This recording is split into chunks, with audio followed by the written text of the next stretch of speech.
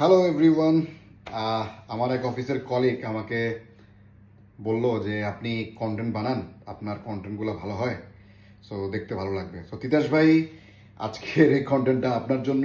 এবং আজকের রাতে আমাদের 2টা বাজে আমাদের আজকে যে বহুল প্রতীক্ষিত ম্যাচ ফ্রান্স বনাম মরক্কো, এটা শুধু একটা কোয়ার্টার ফাইনাল নয়, এটা একটা পুরা হচ্ছে নেটফ্লিক্সের এপিসোড হতে যাচ্ছে আমার মনে হয়। কাগজে কলমে ফেভারিট ফ্রান্স, এটা নিয়ে কোনো সন্দেহ নাই। এমবাপে আছে, দেমবেলে আছে, অলিসে আছে। ফ্রান্সের অ্যাটাক দেখলে মনে হবে যে আপনার একটা ওদের কোচ ক্যারিয়ার মুডে চিট কোড অন করে দিয়ে বসে আছে। তবে অবশ্যই এটা সত্য কথা, মরক্কোকে হালকাভাবে নেওয়ার কোনো সুযোগ নাই।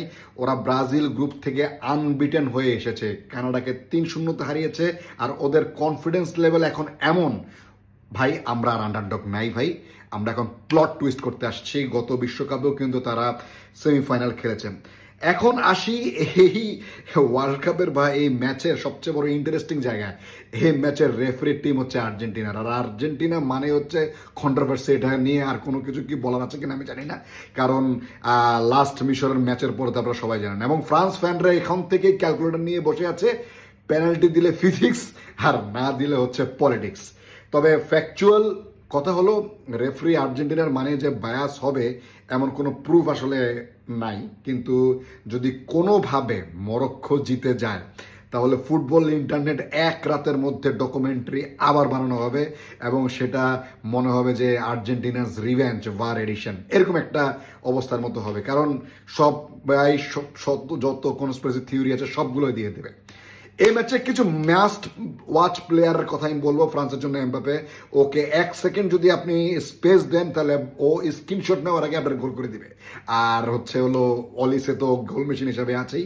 মরক্কোর দিকে যদি আমি দেখাই যে হাকিমি আর বুনো পেনাল্টিতে যদি এই গেম যায়, ভাই ফ্রান্স এর জন্য এটা অনেক বড় টেনশন।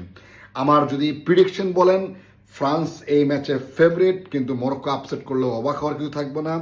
স্কোর প্রেডিকশন যদি বলেন, ফ্রান্স 2 হবে, ফ্রান্স 2 এবং হচ্ছে মরক্কো 1। তবে আবারও বলছি, এই ম্যাচ যদি পেনাল্টিতে যায় তখন স্টোরি চেঞ্জ হবে, কারণ পেনাল্টি শুট আউটে মরক্কো মানে পুরা ডেঞ্জার জোন। বুনো অসাধারণ।